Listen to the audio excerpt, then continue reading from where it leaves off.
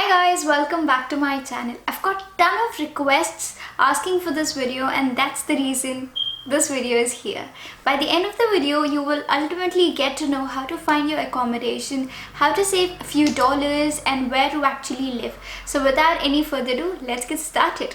Now before starting off with the video, I would like to say I'm so sorry about the lighting. It's so gloomy outside, it's so cloudy. It has been raining here since past couple of weeks continuously, and that's the reason there's no much lighting. I'm so sorry for it.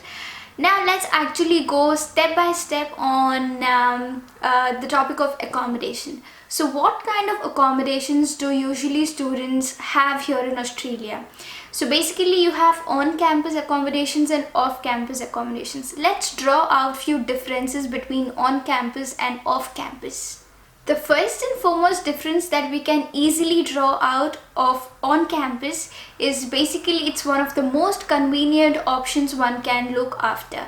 It's just a short walk to the classes. It's so convenient. You just don't have to waste your time and commuting from this corner to the other corner. The second difference that we can find is you can utilize all the facilities that the university is providing, such as sports facility, library, recreation facilities. All of these can be utilized by the people who are actually living in on-campus accommodation. The last advantage of living in on-campus is basically this is the only go-to option you will have when you are oblivious to the surroundings. But you know what? The biggest bummer of this on-campus accommodation is the pricing.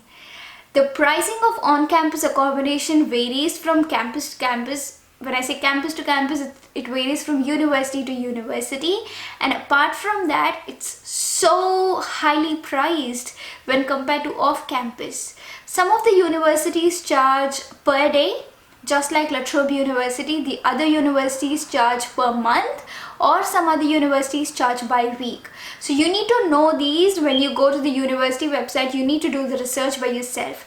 But because I'm from La Trobe and I know how pricing works for on-campus, so basically La Trobe charges around $28.50 a day. If you are a couple and you want to live in a single room, then they charge $19.50 per person living in that room, which is $38.50 for both of the people living in one room. So La Trobe charges per day, and you need to also pay your admission fee into the accommodation, which is around $700 to $800, I believe. And if you are breaking the contract, which means So what happens is once you get into the accommodation and later you found out a good other house and you are shifting, then you need to pay a cancellation fee of about $500 to $600. So basically on-campus accommodation is a deal with huge money, which generally international students cannot afford. So that's when off-campus comes into the picture. Off-campus has got equally advantages in relation with on-campus accommodation, but I believe off-campus accommodation is much more better than on-campus accommodation. What happens with off-campus accommodation is when you have a room for yourself, you pay more, but when you share the room with someone else, everything cuts down by half. The bills, the room rent, and everything basically cuts down by half. So I suggest if you are really tight on budget, then share your room and then cut down your costs. Now let's actually talk about locations here in Melbourne and the price range. So the city and the suburbs which are closer to city, generally you need to pay around $350 to $400 a week, which is quite expensive.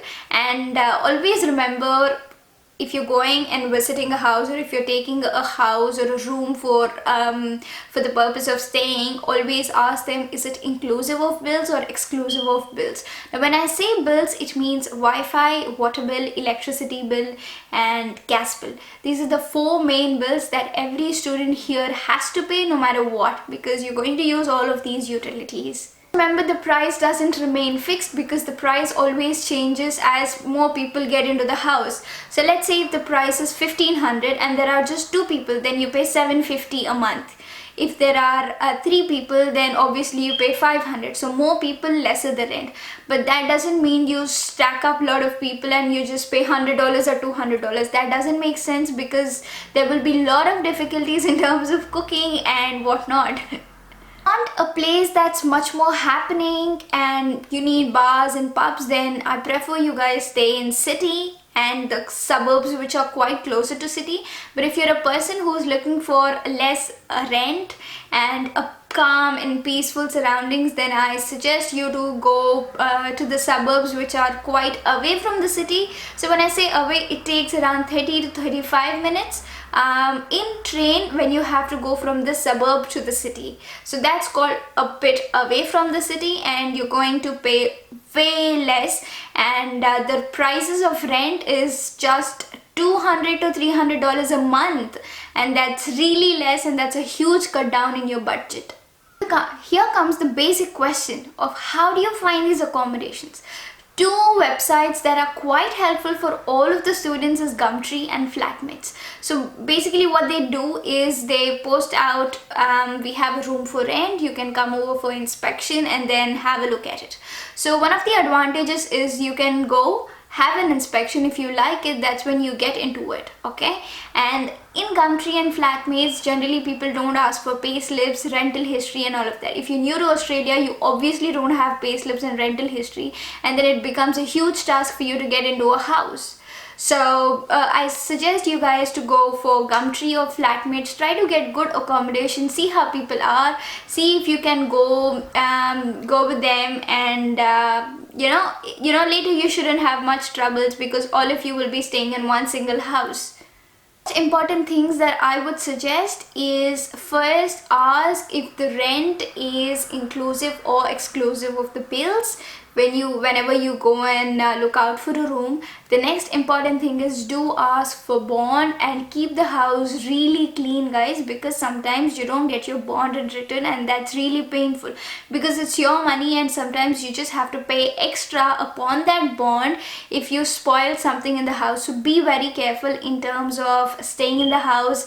Keep clean, keep your surroundings clean, keep everything clean, so that you don't have to pay extra dollars to overcome that damage.